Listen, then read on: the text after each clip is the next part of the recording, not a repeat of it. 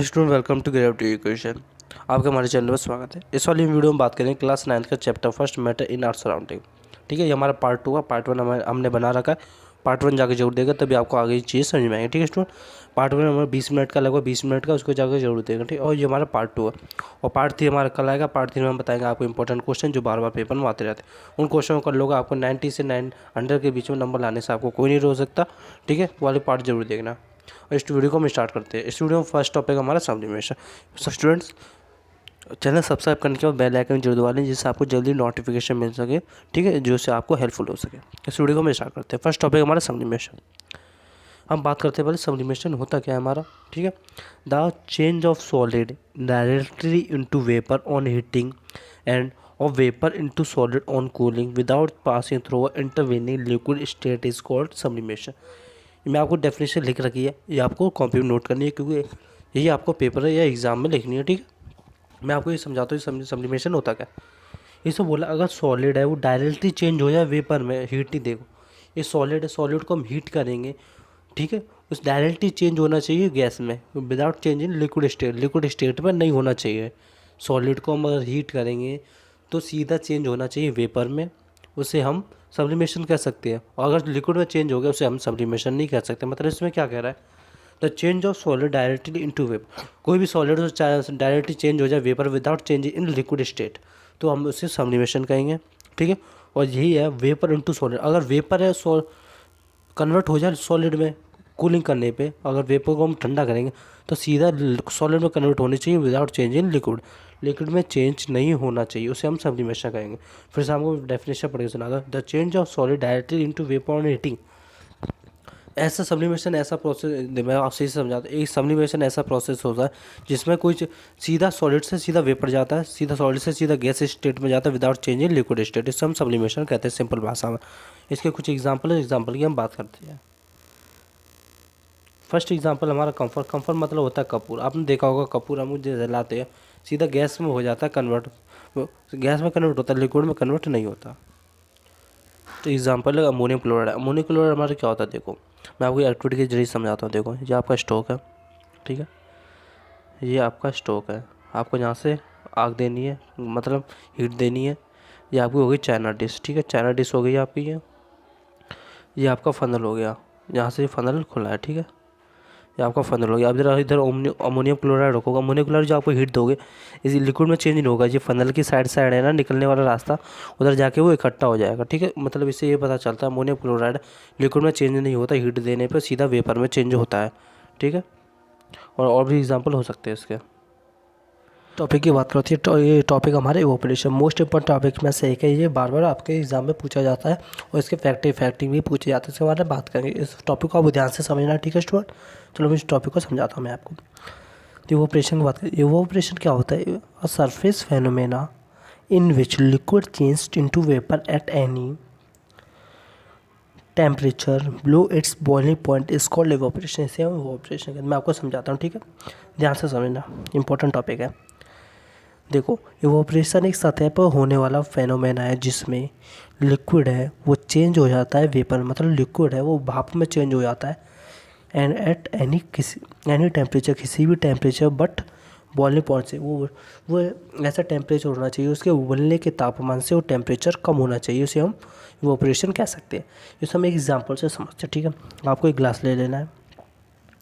Glass आप कुछ भी ले सकते हो। ठीक है, आपको मार्क कर देना, जितना आप लिक्विड लो उतना आपको मार्क कर देना। ठीक है, आपको इतना लिक्विड है, आपका इतना लिक्विड है। ठीक है, ये आपको मार्क कर दिया। ठीक है, आपको ये 2 से 3 दिन तक ऐसी जगह पर रख देना जहाँ पे कोई भी छेड़े ना इसको। ठीक है, आप इसको रख दोगे और 2 से 3 दिन बाद आप इसको देखोगे ग्लास का, इसमें से कुछ लिक्विड है गायब हो रखा होगा, लेवल उसका कम हो गया होगा। ठीक है, लिक्विड का लेवल कम हो गया होगा। जिसमें लिक्विड होगा वो वेपर में चेंज होके सराउंडिंग, मतलब वातावरण में मिल जाएगा हमारा। ठीक है, वातावरण में मिलेगा। इस समय क्या पता चलता है, इसका इवोपरेट हुआ होगा बॉइलिंग पॉइंट से कम। आपको पता ही हो 100 से 100 डिग्री सेल्सियस हमारा बॉइलिंग पॉइंट होता है, पर इससे नीचे के तापमान में ही इसका इवोपरेशन हुआ होगा। ठीक है, वेपर हो गया होगा, इसे हम इवोपरेशन कह सकते हैं। ठीक है, और नेक्स्ट टॉपिक की बात करते हैं हमारा फैक्टर रिफ्रैक्टिंग। ये मोस्ट इंपॉर्टेंट टॉपिक में से एक है, इसको आपको ध्यान से समझना। ठीक है स्टूडेंट्स, अब उसके फैक्टर की बात करते हैं, इसके कुछ फैक्टर है जो इफेक्ट करते हैं वो ऑपरेशन को, उसके बारे में बात करते हैं। फर्स्ट है हमारा एक्सपोज्ड सरफेस एरिया, मतलब इसका मतलब क्या, on increasing surface area of liquid rate of evaporation increases, मतलब अगर हम सरफेस एरिया इंक्रीज़ कर देंगे उसका रेट ऑफ इवोपरेशन है वो जो तेज़ हो जाएगा, जल्दी इवोपरेट होगा। जैसे आपको गिलास में पानी रख लेना एक, ये आपका गिलास हो गया, ठीक है, ये आपका गिलास हो गया और ये आपका ये कटोरी होगा, ठीक है। देखो कटोरी में इतना पानी रखना है, गिलास में उतना पानी रखना है, ठीक है। आप देखोगे जो आपका बाउल का पानी होगा, ये कटोरी का पानी होगा, वो जल्दी इवोपरेट हो जाएगा, क्योंकि गिलास से उसका सरफेस एरिया ज़्यादा है, इसे जल्दी इवोपरेट हो जाएगा। और गिलास का पानी जल्दी इवोपरेट नहीं होगा क्योंकि उसका सरफेस एरिया कम है, इसलिए सरफेस एरिया आपका इफेक्ट करता है इवोपरेशन पे। अगर सरफेस एरिया ज़्यादा होगा तो ज़्यादा इवोपरेशन होगा, अगर सरफेस एरिया कम होगा सिंपल भाषा में तो कम इवोपरेट होगा। सिंपल भाषा में, हम सिंपल लैंग्वेज में आपको समझाऊं तो सरफेस एरिया ज़्यादा होगा तो ज़्यादा इवोपरेशन होगा, सरफेस एरिया कम होगा तो कम इवोपरेशन होगा, ठीक है। अब नेक्स्ट पॉइंट की बात करते हैं। नेक्स्ट इंक्रीज इन टेम्परेचर, अगर increase kinetic energy of particle and rate of evaporation increase, अगर किसी का टेम्परेचर इंक्रीज कर देते तो इवोपरेशन भी तेज़ हो जाएगा। इसमें क्या लिखा है, ये आपको पॉइंट लिखना है। अगर पेपर में ऐसा ही पूछा जाता है तो आपको सेम टू सेम मैंने जैसे लिख रखा है वैसा ही आपको लिखना है। मैं पीडीएफ के लिंक आपको डिस्क्रिप्शन में दे दूंगा, आप उधर से जाके देख सकते हो, ठीक है। मैं पार्ट 1 और पार्ट 2 की मैं पार्ट 2 में लिंक दे दूंगा पीडीएफ का, ठीक है, नीचे जाके देख सकते हो। ये मतलब मैं आपको फिर समझाता हूँ। Increase kinetic energy of particle has the rate of evaporation, अगर किसी पार्टिकल की हम काइनेटिक एनर्जी इंक्रीज कर देंगे उसका इवोपरेशन भी तेज हो जाएगा, ठीक है। मतलब ये पढ़ते कम, इससे पता चलता है किसी भी चीज़ का, मतलब जैसे वाटर का टेम्परेचर बढ़ाएंगे तो इवोपरेशन उसकी तेज़ हो जाएगी, ठीक है। बस सिंपल भाषा में समझ। अब ह्यूमिडिटी इफेक्ट करती है इवोपरेशन को। When the humidity of air, degrees of temperature of air is low, evaporation rate increase, more humidity less evaporation. मतलब क्या कहता है, अगर ह्यूमिडिटी कम होगी, ठीक है, तो इवोपरेशन ज़्यादा होगी, और मोर ह्यूमिडिटी मतलब मोर ह्यूमिडिटी लेस इवोपरेशन। ज़्यादा ह्यूमिडिटी होगी तो लेस कम इवोपरेशन होगा, कम होगी ह्यूमिडिटी तो ज़्यादा इवोपरेशन होगा, सिंपल, ठीक है। और नेक्स्ट टॉपिक की बात करते हैं, नेक्स्ट पॉइंट की बात करते हैं, wind. Wind speed increase, rate of operation also increase, अगर हवा की स्पीड तेज़ हो जाएगी तो रेट ऑफ ऑपरेशन भी तेज़ हो जाएगा। जैसा आपने देखा हो, देखा होगा जब बादल हो रहे होंगे, हवा तेज़ चल रही होगी, कपड़े सुखाने डाल दोगे ना, तो जो हवा की स्पीड होगी ना वो वाटर के मॉलिक्यूल्स को उड़ा के ले जाएगी कपड़े के अंदर से, इससे आपका कपड़े जल्दी सूख जाते हैं, ठीक है। नेक्स्ट टॉपिक हमारा इंपॉर्टेंट टॉपिक है जो वो पेपर में पूछा जाता है, मैक्सिमम 2 से 3 मार्क्स का पूछा जाता है, उसके बारे में बात करते हैं। Evaporation always causing cooling, evaporation होता है तब हमें कूलिंग क्यों लगता है, ठंडा क्यों लगता है, इसके बारे में बात करते हैं। देखो पहले डेफिनेशन पढ़ाऊंगा फिर आपको एग्जांपल से समझाऊंगा।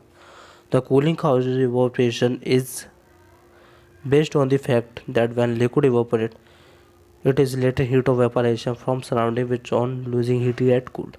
मैं आपको इसको मैं आपको एग्जांपल से समझाता हूँ, ठीक है, एग्जांपल से समझाता हूँ। देखो आपको क्या करना है, आपको अपने हाथ लेना है, हाथ पे आपको एसीटोन डालना है, एसीटोन आता है, उसको एसीटोन को डालोगे तो आपको हाथ में ना ठंडा ठंडा महसूस होगा। ठंडा ठंडा क्यों होगा, क्योंकि एसीटोन होता है जो आपकी हीट है ना अंदर की वो एब्जॉर्ब कर लेगा, जिससे लेटर हीट ऑफ वेपराइजेशन, मतलब हीट को वेपराइज कर लेगा, हीट को ले लेगा, जिससे आपको इधर ठंडा ठंडा लगेगा। जैसे आपने थिनर डाला होगा, ठीक है, थिनर डालोगे ना अपने हाथ पे, ठंडा ठंडा लगता है ना आपको, वैसे ही वो भी आपके अंदर की हीट को ऑब्जर्व कर लेता है, इसलिए आपको ठंडा ठंडा महसूस होता है, ठीक है।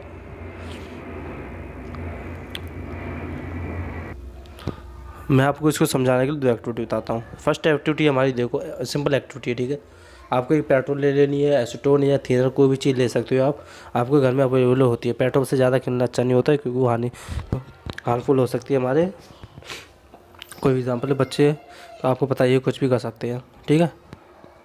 पेट्रोल की बात करते हैं, देखो आपको पेट्रोल अपने हाथ में रख लेना, तो आप कुछ समय बाद देखोगे आपको हाथ में जो पेट्रोल लगाओ एरिया ठंडा ठंडा यूज़ होने लगेगा, क्योंकि आपके हाथ की गर्मी होगी ना, जो आपकी हीट होगी हाथ के अंदर वो ऑब्जर्व कर लेगा सारी, इसलिए आपका हाथ ठंडा ठंडा लगेगा। इसी को बोलते हैं इवोपरेशन होता है तब हमें ठंडा क्यों महसूस होता है, इसके बारे में बात करें। वो आपके अंदर की सारी हीट ऑब्जर्व कर लेगा तो ओवरसी बात है, आपको ठंडा ही लगेगा ना, इसलिए इवोपरेट हो जाएगा। देखो और दूसरा एग्जाम्पल है, देखो आपको एक पेन ले लेना है, ठीक है, आपको एक पेन ले लेना है, जैसे आपका ये पेन हो गया, ठीक है, पैन को आपको गैस पर रख के गर्म कर लेना है, गैस गर्म कर लेना, ठीक है, उतना गर्म कर लेना है, ठीक है, सही से गर्म कर लेना है आपको।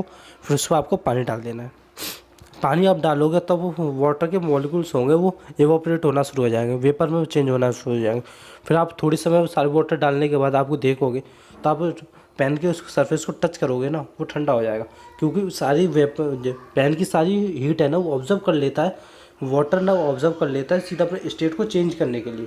वाटर ने सारी हीट इसकी ऑब्जर्व कर ली अपने स्टेट को चेंज करने के लिए, उसने लिक्विड से सीधा वेपर स्टेट चेंज कर ली। मतलब इससे ये पता चलता है सारी हीट उसने ऑब्जर्व कर ली, पैन की सारी हीट ऑब्जर्व कर ली वाटर ने, अपनी किसी भी लिक्विड ने सारी हीट ऑब्जर्व कर ली अपने स्टेट को चेंज करने के लिए। इसी को हम कहते हैं लेटेंट हीट ऑफ वेपोराइजेशन।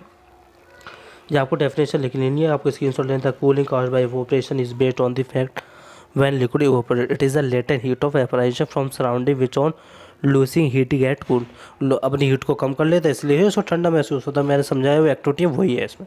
और एग्जाम्पल की कुछ एग्जाम्पल बात करते हैं। मैं आपको एग्जाम्पल रीड करके बताऊंगा, आपको समझना पड़ेगा, क्योंकि आप एग्जाम्पल तो आप खुद से समझ सकते हो, ठीक है। मैंने एसीटोन वाला बताया था, एसीटोन वाला ये when we put acetone on our hand get vaporized by taking heat from our hand and our hand feels cold. देखो एसीटोन हमारे अंदर हैंड्स में, इस एग्जाम्पल में क्या कर रहा है, एसीटोन आपको हाथ में रखना है, ठीक है, और कुछ समय बाद देखो आपकी हीट को ऑब्जर्व कर लेगा एसीटोन, और इसलिए हमारा हाथ ठंडा महसूस होता है, हमें फील्स कोल्ड, ठीक है। सेकंड एग्जाम्पल की बात करते हैं। Often people sprinkle water on ground during the summer. This is the water takes from a ground surrounding air to evaporate, thus making place cool. People sprinkle water on ground during the summer. This water takes heat from ground and surrounding air to evaporate, thus making the place cool. ठीक है, ये हमारा second example. Third की बात करें हम तो we should wear cotton cloth in summer to keep cool, comfortable as cotton is good absorber of water, so it's absorbed that sweat from our body and exports it air evaporate for sweat, thus cool our body। हमारा third example है। Third example most important है, इससे paper में question आते जाते हैं। और हमारा पार्ट 3 उसमें आपको इंपॉर्टेंट क्वेश्चन बताऊंगा, ठीक है। उसके लिए आप चैनल को सब्सक्राइब करोगे तभी आपको नोटिफिकेशन मिल पाएगा, ठीक है। इस वाली वीडियो में इतना ही रखते हैं, ठीक है। हमारा मतलब चैप्टर ख़त्म ही हो गया, और मैं आपको पार्ट 3 में आपको बताऊंगा सेल्सियस से केल्विन में कन्वर्ट कैसे करते हैं, केल्विन को सेल्सियस में कन्वर्ट कैसे करते हैं, इसके बारे में बताऊंगा। कुछ इंपॉर्टेंट क्वेश्चन है मैं उसके बारे में बताऊंगा जो बार बार पेपर में रिपीट होते हैं। अगर आपको ये वीडियो अच्छी लगी तो वीडियो को लाइक कर देना, ठीक है, और चैनल को सब्सक्राइब कर देना। चैनल को सब्सक्राइब जब मन करे तब कर देना, क्योंकि अभी आपको पढ़ना है, ठीक है। अभी सब्सक्राइब कर दे, बाद में कर देना, ठीक है।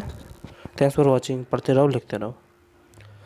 अगर कोई स्टूडेंट हमारे चैनल पहली बार चैनल को सब्सक्राइब करे, वीडियो को लाइक करे, ठीक है, वीडियो को लाइक करना है, वीडियो को शेयर करना है और चैनल को सब्सक्राइब करना है। इससे अगली वाली वीडियो में आपके लिए इंपॉर्टेंट क्वेश्चन लेके आने वाले जो हर बार पेपर में रिपीट होते हैं, वही क्वेश्चन मैं आपको बताऊंगा। उन क्वेश्चनों को आप कर लोगे ना, आपको 90 से 100 के बीच में नंबर लाने से आपको कोई रोक नहीं सकता, ठीक है। उस पार्ट 3 को आप जरूर दे रहा हूँ, क्योंकि मोस्ट इंपॉर्टेंट क्वेश्चन इसमें मैं बताने वाला हूँ, ठीक है। Thanks for watching. पढ़ते रहो, लिखते रहो, सुरक्षित रहो।